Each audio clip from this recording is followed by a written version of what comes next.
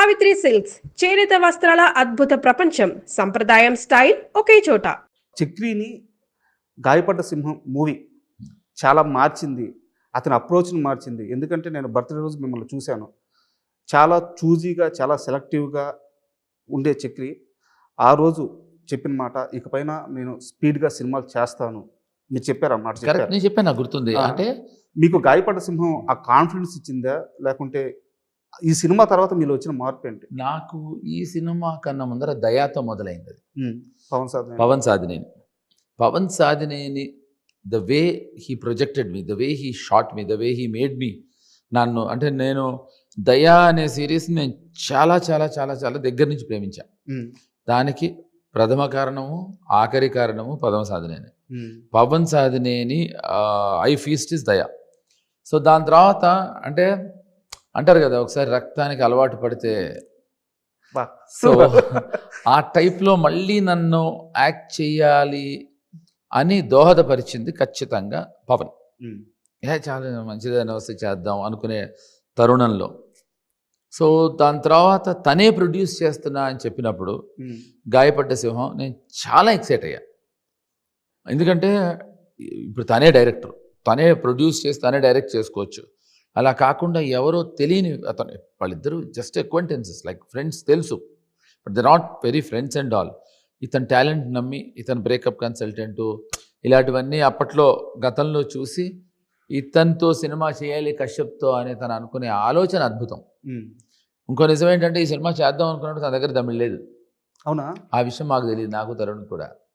Cinema చేయాలంతే, అంత passionate fellow Pawan. So పవన్తో స్టార్ట్ అయిన దయ గాయపడ్డ సింహానికి మళ్ళీ అది ఇందాక నేను అన్నట్టు దోహదపడింది. సో అంటే వెయిటింగ్ సమయం, ఎందుకంటే నేను కొలుస్తున్నాను అనుకోవద్దు ప్లీజ్. ఒక మోహన్ బాబు గారిని, మిమ్మల్ని ఇలా చూస్తున్నప్పుడు అంటే ఏ క్యారెక్టర్కైనా మీరు ఆ బలాన్ని ఇవ్వగల వర్తున్న ఆర్టిస్టులు. Thank you so very much. But ఎందుకో అది ఎక్కడ తేడా కొడుతుందో, ఎక్కడ తేడా కొట్టలేదు, రావాల్సిన అది చాలా తప్పు. ఇండస్ట్రీ నాకు చాలా అవకాశం ఇచ్చింది, లేకపోతే ఇవాళ రోజున ఇక్కడ ఉండేవాడిని. అయ్యో అది కాదు సార్, కాదు మేము కోరుకునే. నేనేంటంటే నేను చెయ్యకపోవటం అనేది కంప్లీట్లీ నా కాలే తప్ప, నా టాలెంట్ని కానీ లేకపోతే నాలో ఉండే what ever if I have ఏదన్నా ఉంది అని అనుకుంటే ఇండస్ట్రీ చాలా నాకు సపోర్ట్ చేసింది, ఇండస్ట్రీ చాలా పుష్ చేసింది. తర్వాత చెయ్యాలా చేయకూడదా అనే నా డెసిషన్ వల్ల నేను సినిమాలు చేయలేదు తప్ప, చాలామంది పాపం నాకు అది రావాల్సినంత గుర్తింపు రాలేదు, నీలాంటి నటుడి కంటే కాదు, రావాల్సినంత గుర్తింపు వచ్చింది, కావాల్సినంత గుర్తింపు తెచ్చుకున్నా. కానీ అక్కడితో నాకు నేనే బ్రేక్ వేసుకున్నాను. నాకెవ్వరూ ఇది ఆపేయడానికో ఆపటమో చేయలేదు. కాకపోతే మళ్ళీ నా ప్రాబ్లం ఏంటంటే నాకు నచ్చే ఏదో అంశంతో ఒక హై వచ్చి కిక్ రావాలి. అది మళ్ళీ ఇంతకాలానికి నాకు ఐ ఫెల్ట్ ఇట్ విత్ గాయపడ్డ సింహం. Super. And last questions. Yeah please.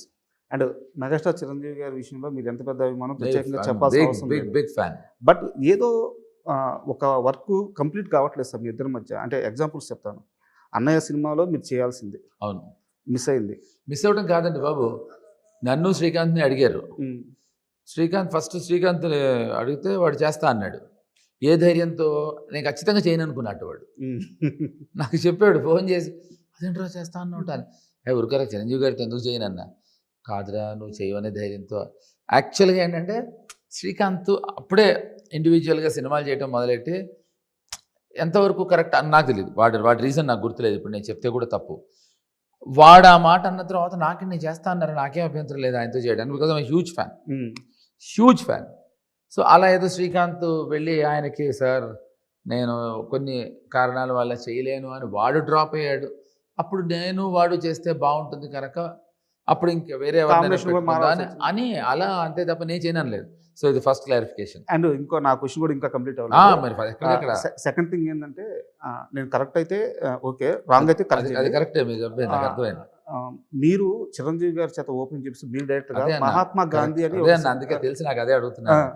Mahatma Gandhi autobiography so start చేశారు. అంటే ఐ మీన్ కార్యక్రమం అయితే ఓపెన్ అయింది. సినిమా 80% షూట్ అయిపోయింది. సో అది కూడా కంప్లీట్ అవ్వదు. అది కూడా ఆగిపోయింది. నేచర్ ఏదో ఒక బిగ్ వర్క్ మీ ఇద్దరి మధ్య కోరుకుంటుంది. అంటే నా ఉద్దేశం ఏంటి చెప్పనా, అవి చేస్తే అక్కడతో రుణానుబంధం మ్మ్. తీరిపోతుందేమో, కాబట్టి చేయకుండా I think it is taking, as you rightly said, maybe there is something big in store. ఎందుకంటే నేను హ్యూజ్ ఫ్యాన్. సో ఆయన్ని నేను ఫస్ట్ టైం చూసినప్పుడు ఎలా ఎక్సైటింగ్గా ఫీల్ అయ్యాను, ప్రతిసారి ఇప్పటికి కూడా అంతే ఎక్సైట్మెంట్ ఫీల్ అవుతూ ఉంటాను. సార్ ఫైనల్గా ఫస్ట్ ఆఫ్ ఆల్ మీకు థ్యాంక్ యూ. ఎందుకంటే అయ్యో థ్యాంక్స్, శ్రీనివాస్ కశ్యప్ లాంటి ఒక యంగ్ డైరెక్టర్కి మీరు చాలా సపోర్ట్గా నిలిచారు ఈ మూవీలో. థ్యాంక్ యూ అండి, సో థ్యాంక్ యూ. అలా న్యూ ఏజ్ డైరెక్టర్కి మీలాంటి ఆర్టిస్టులు తోడుగా ఉంటే నిజంగా మ్యాజిక్ జరుగుద్ది నేను బలంగా నమ్ముతున్నాను.